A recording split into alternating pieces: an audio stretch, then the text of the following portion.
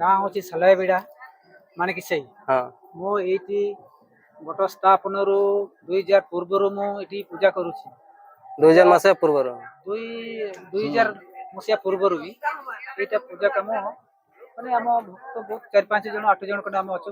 ଉପାସରେ ରହିକିରି ଦଶହରା ପୂଜା ହଉଛି, ତାପରେ ଲକ୍ଷ୍ମୀରେ ପୂଜା ହଉଛି, ହଁ ତାପରେ ଗଣେଶର ବି ବସିଛି ପୂଜା ହେଇଛି, ଗଣେଶର ବି ପୂଜା ହଉଛି, ତାପରେ ଶିବରାତ୍ରି ବି ପୂଜା ହଉଛି। ହଁ ଆଉ ଦଶହରାରେ ବେଶୀ ଲୋକ ଏମିତି ସମାଗମଟା ହଉଛି। ହଁ। ଦଶହରାକୁ ସବୁବେଳେ ସବୁ ବର୍ଷ ସମାଗମଟା ହଉଛି।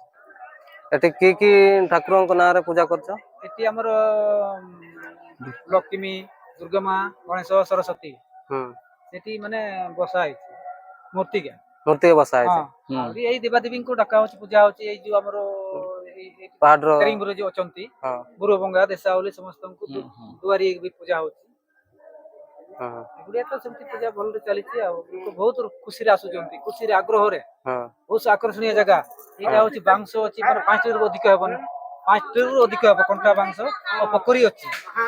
ହଁ ସେଇଠି ପୋଖରୀ ଗୋଟେ ଅଛି, ସେଇଠି ପୋଖରୀ ଅଛି, ଧାରେ ଧାରେ ବହୁତ ଗୁଡେ ବାଉଁଶ ଅଛି। ସେଟା କାଟନ୍ତି ନାଇଁ ନା? ନାଇଁ ନାଇଁ ଆଗ କାଳରେ କାଟିଥିଲେ 2 ଜଣ ମାଲି ମରିଗଲେ, ଘର ପହଞ୍ଚିଲେ ମରିଗଲେ। ସେଇଠି ଚହୁନାହାନ୍ତି, ବୁଡିଆରେ ଚହି ନାହାନ୍ତି। ହଁ ଆଗେ ସେଠି ଚେପ ବି ପକାଇ ନଥିଲେ ସେଇ ଜାଗାରେ। ହଁ ବହୁତ ପ୍ରସିଦ୍ଧ ଜାଗା, ବହୁତ ଆକର୍ଷଣୀୟ ଜାଗା।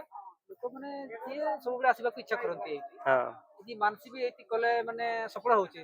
ମାନସିକ କଲେ ବି ସଫଳ ହଉଛି। ଯେ ଯିଏ ପାଠ ପଢିବାର, ଯିଏ ମାନେ ଘର ଶାନ୍ତି ପାଇଁ, ଯିଏ ଅଶାନ୍ତି ହଉଛି, ହଁ ଜ୍ୱର ରହୁଛି, ମାନେ ଏଇଠି ଆମର ବାବା ମୋର ବାବା ହଁ ପାଟି କରୁଥିଲା ଯେ ଇଏ ମାନସି କରୁଛି, ସଫଳ ତ ହଉଛି କହୁଛନ୍ତି। ଯେ କିଏ ନଡିଆ ପାଠ ପାଇଁ ପାସ୍ କରୁ, ଏ ବାବା ମାନସି କରୁଥିଲେ।